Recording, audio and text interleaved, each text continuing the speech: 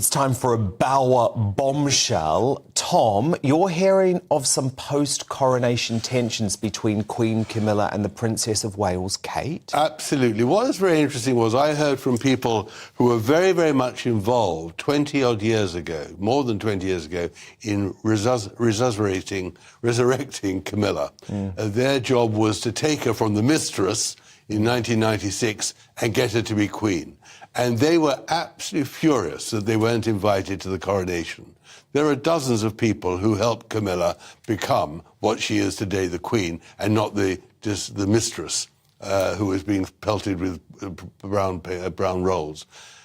If you look at the coronation footage as the king and queen leave the thrones and head for the exit of Westminster Abbey on the coronation Saturday, you'll see that everyone bows and curtsies to the king, and no one moves a limb, a muscle, when Camilla passes. And that was because they were angry with Camilla. All right, let's start with the first major bombshell from Tom Bower. Apparently, there were a lot of powerful people who helped Camilla transform her image from being the other woman in Charles's life to Queen of England. And guess what? They weren't invited to the coronation.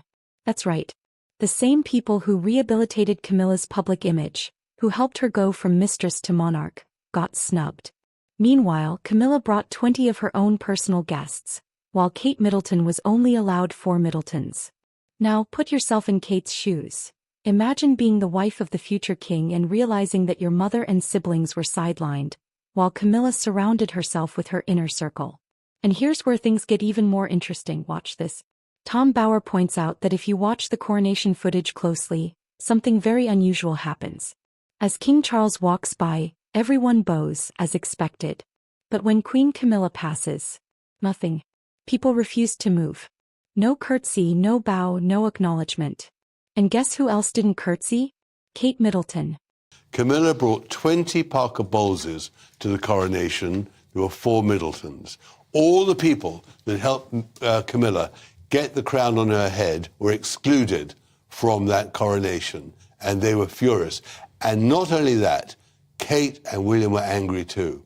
And that anger, of course, Harry was angry, that anger went right through that small part of the congregation by the throne, by the centre of Westminster Abbey.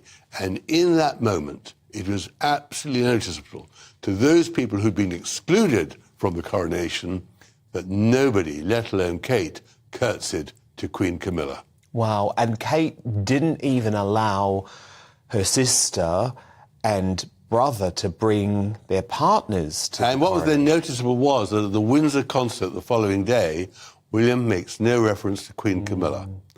And so there is a tension there. And the whole point and problem with Camilla is that she is exhausted at the moment. She's a woman of 76, she's smoked heavily all her life, and she's not well. Those who met her in the weeks before the coronation noticed a very tired, very worn-out woman with telltale signs of age. And she's clearly exhausted by the whole thing. And that why today, Kate was in Bristol, behaving like the Queen, very popular for the public. But Camilla has disappeared. And I think this is very, very sad, a dangerous position for Charles to be in. He's got all the problems of Harry now boiling up, because there's no doubt Harry is going to, in his evidence, name Charles as one of the culprits of all his campaigns against him. He's got the problem with the police, and of course he's got the problem now with Andrew. Now that's a bold statement. Because in royal protocol, if you refuse to curtsy to the Queen, you're sending a clear message. It tells me Kate wanted people to see that there's tension. And honestly, that moment might have been the beginning of a much bigger rift inside the monarchy. Now this next part is crucial. Queen Camilla is struggling. Tom Bower says that Camilla is exhausted, and it makes sense. She's 76 years old, she's been a heavy smoker her entire life, and now she's expected to carry the weight of being queen. And guess what? She's disappearing from public life. Meanwhile, Kate Middleton is stepping up. She's making public appearances, she's engaging with the people, and she's filling the gap that Camilla is leaving behind. Now, I don't know about you, but this sounds like a power shift. The more Camilla fades into the background, the stronger Kate's influence becomes. And here's another little detail that people might have missed. Prince William didn't mention Camilla at all in his coronation speech. Think about that. This was the biggest royal event of the decade. It was Charles's moment, it was Camilla's moment, and William completely ignored her. Now, do you really think that was an accident? Because I don't. That was a strategic move. William was showing where his loyalties lie, and they don't lie with Camilla. He knows that the public still loves his mother, Princess Diana. He knows that Kate is far more popular than Camilla. And he knows that when the time comes, the people will rally behind him and Kate, not his father and Camilla. Well, yeah, so can we talk about this for a moment? Because it's extraordinary. Prince Andrew essentially squatting now at his mansion. It's the Royal Lodge, isn't it? But it's a mansion on the Windsor estate. Even though the plan for a long time, I actually first revealed this before the late Queen's death, the plan is to get William into Royal Lodge. But first I've got to get Andrew out into Frogmore Cottage, and he's just refusing to go. Well, he's got legal grounds to refuse to go, of course, because he signed a 7-year lease. And, of course, he paid a lot of money. But the problem is he can't afford the maintenance of that building, which must be well in excess of £1 million a year. Well in excess. It's a vast place. So he is now literally in a cleft stick. What should he do? And without Charles's help, he is really stuck there.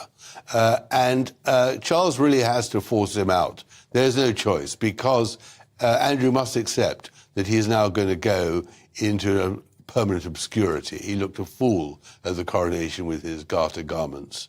That was his last hurrah.